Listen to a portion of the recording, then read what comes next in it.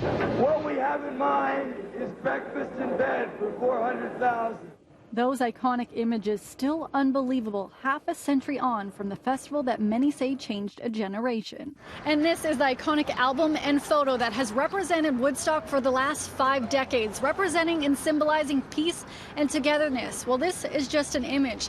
The couple on here still can't believe they're part of history. The stage was down on the bottom of the bowl, on the bottom of this beautiful natural amphitheater. Bobby and her boyfriend at the time, Nick, who is now her husband, were the couple famously photographed over the 3-day festival that is on the album cover. At the time, they didn't even know their photo was being taken. The moment the picture was taken,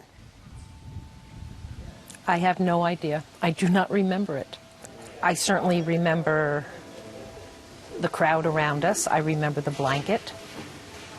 I remember bits and pieces of that day, but I don't remember actually what we were feeling or thinking that time. The couple was among the almost 500,000 strong crowd that took in the weekend, promoting the intersection of peace and music. Organizers had only anticipated about 1/10 of that number. Linda Gibson also made the trip, going with her friends from Toronto. So this was all what was happening, how we got there. And day 2, conditions bad.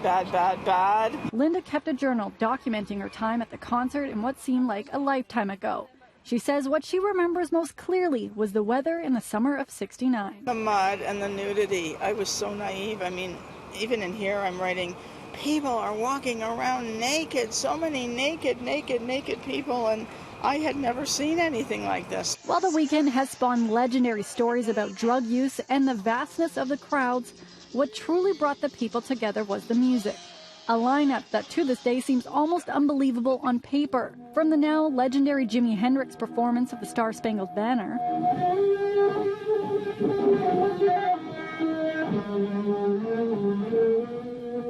to Joe Cocker and the Grease Band making rock and roll history.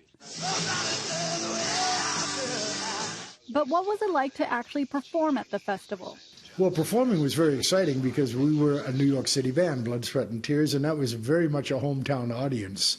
So we were very well received. But ironically, the artists are the last person you should ask about impressions of Woodstock, because we were the ones that were only there for an hour. 5 decades later, many have tried to recreate the event of a lifetime. But David believes that it will never happen again and they should stop trying. My thoughts are I've refused to be involved in any of it. It's a scam. You know, it's promoters trying to make money off of a unique moment in history that will never, ever happen again. When I asked the festival attendees if they knew at the time that they were part of and witnessing history, for the most part they said they had no idea the significance of the event until years later when the movie was released commemorating the festival. Lindsay Dunn, City News, Toronto.